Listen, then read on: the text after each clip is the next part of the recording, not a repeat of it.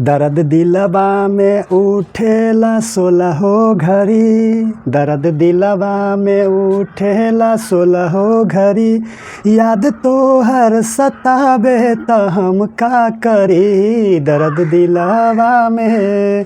जी हाँ मेरे प्यारे विद्यार्थियों, अभी हम लोग लेके आए हैं फिजिक्स का एक छोटा सा क्लास। एक पॉइंट समझाऊंगा और बहुत यानी ये 10वां में बड़ी कारगर है। 10वां क्या, हर क्लास में इससे क्वेश्चंस पूछा जाता है, तो हम लोग समझेंगे कुछ क्या है टॉपिक फिजिक्स का। फिजिक्स का टॉपिक से भाई वर्ण विक्षेपण क्या होता है। 10वां में क्वेश्चन पूछता है बिहार बोर्ड में कि वर्ण विक्षेपण क्या होता है। तो वर्ण विक्षेपण का मतलब क्या हुआ कि सूर्य के प्रकाश जो लाइट होता है वह अपने यानी कि 7 रंगों में क्या हो जाते हैं, बट जाते हैं, मतलब टूट जाते हैं।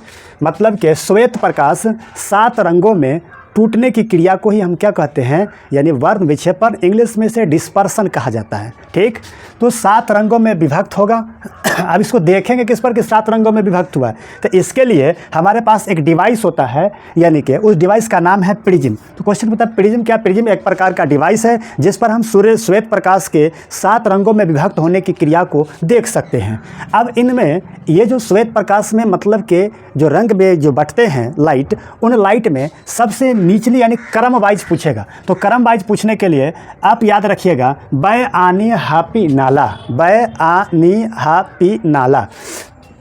इंग्लिश में विवेग्योर यानी कि याद रखिएगा ये शॉर्टकट मतलब एक रूप से मतलब ये है क्या, तो भाई एक प्रकार का ट्रिक है याद करने का, कि जिसको फुल टर्म याद हो जाता है full term short term. By से हो गया बैगनी, आज से हो गया आसमानी। देखिए वहाँ पर कुछ किताबों में जामुनी भी लिखा हुआ है, तो जामुनी कोई ऑथेंटिक कलर नहीं है, ऑथेंटिक कलर है आसमानी। ठीक है, तो जो मतलब ऑथेंटिक कलर है उसको देखें तो बैगनी हो गया, आसमानी हो गया, नीला हो गया, हरा हो गया, पीला हो गया और लाल हो गया। इसी कोई डिवाइस पर देखिएगा तो सबसे निचले क्रम पर आएगा आपको कौन चीज़, बैगनी, फिर इसके बाद आसमानी, फिर इसके बाद नीला, हरा, पीला, नारंगी और लाल। मतलब यह हुआ कि जो सबसे नीचा में है इसका मतलब है कि वो अपने मतलब लाइन से बहुत जल्दी क्या हो चुका है, वो विभक्त यानी कि ख़त्म हो चुका है, भाग चुका है। तो बताइए सबसे पहले अगर 7 रंगों में से सबसे ज़्यादा डिस्टेंस अगर कोई तय करेगा तो वो कौन तय करेगा, लाल। कोई मतलब अपने कक्ष में से सबसे पहले अगर भागेगा तो वो कौन है, बैगनी। मतलब कम दूरी में यानी कम ही समय यानी कि दूरी पर कौन भाग जाएगा, बैगनी भाग जाएगा। इसीलिए देखिएगा कि रेलवे लाइट, मोटरसाइकिल, कार, गाड़ी, मतलब इस सब में कि बैकर लाइट में लाल रंगों का ही प्रयोग किया जाता है। रीजन क्योंकि उनका जो प्रकाश होता है ना, वो ज़्यादा दूर तक जाता है, वो कम अपने राहों से भटकता है। बाकी कलर जो होता है वो जल्दी भटक जाता है।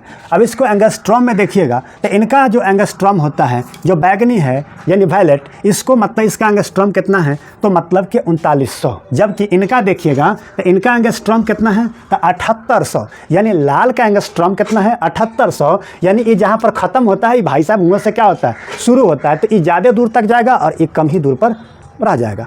अब इनमें से एक यानी कि गाय अबीजू इन्फा मारे, देखो ये जो है ये लाइट के कुछ ट्रिक है। ठीक है, इनमें से ये बीच में से जो कटल है यानी लेके आया है इसे विजुअल, मतलब इतने लाइट इधर और इतने लाइट इधर, इनको आप अपने आंखों से नहीं देख सकते हैं। ये विजुअल नहीं है, नॉन विजुअल है। मतलब जैसे रिमोट का लाइट क्या आप देखते हैं, नहीं हम देखते नहीं। लेकिन ये जो लाइट है वी से विजुअल, ये विजुअल लाइट को हम देखते हैं जो कितने कलरों में टूट जाते हैं, 7। इन्हीं को हम क्या कर सकते हैं, तो देख सकते हैं, बाकी को हम नहीं देख सकते हैं। ठीक है, इनके बारे में हम नेक्स्ट वीडियो में चर्चा करेंगे, फिलहाल देख लेते हैं। अब देखिए डिस्पर्सन की क्रिया से एक क्रम बनता है जिसको हम लोग कहते हैं इंद्रधनुष यानी कि रेनबो। ठीक है, डिस्पर्सन की क्रिया से यानी सूर्य के प्रकाश जो 7 रंगों में टूटते हैं इनकी क्रिया से क्या बनते हैं, इंद्रधनुष यानी रेनबो। तो आपसे टाइम पूछ सकता है कि भाई मतलब कि रेनबो कौन से समय बनता है, मतलब इंद्रधनुष आकाश में किस समय दिखाई देता है। तो याद रखिएगा एक सुबह के समय दिखाई देता है और एक शाम के समय दिखाई देता है। रीजन सुबह के समय भी सूरज तिरछा होता है और शाम के समय भी सूरज क्या होता है, तिरछा होता है। जबकि नून में दोपहर में सूरज सीधा होता है, इसलिए इस समय नहीं बनता है ये। तो सुबह के समय कहाँ दिखेगा, वेस्ट में मतलब पश्चिम में, जबकि शाम के समय कहाँ दिखेगा, मतलब ईस्ट में मतलब के पूरब में। तो ध्यान रहे अगर आपको आसमान में इंद्रधनुष दिखना है तो या तो आप पूरब में दिख सकते हैं या फिर आप पश्चिम में दिख सकते हैं। ओके, तो ऑल ओवर आपको कैसा लगा क्लास कमेंट करिए और इन चीज़ों को याद करिए। मैं नेक्स्ट वीडियो फिर से लेके आऊँगा इसके बारे में।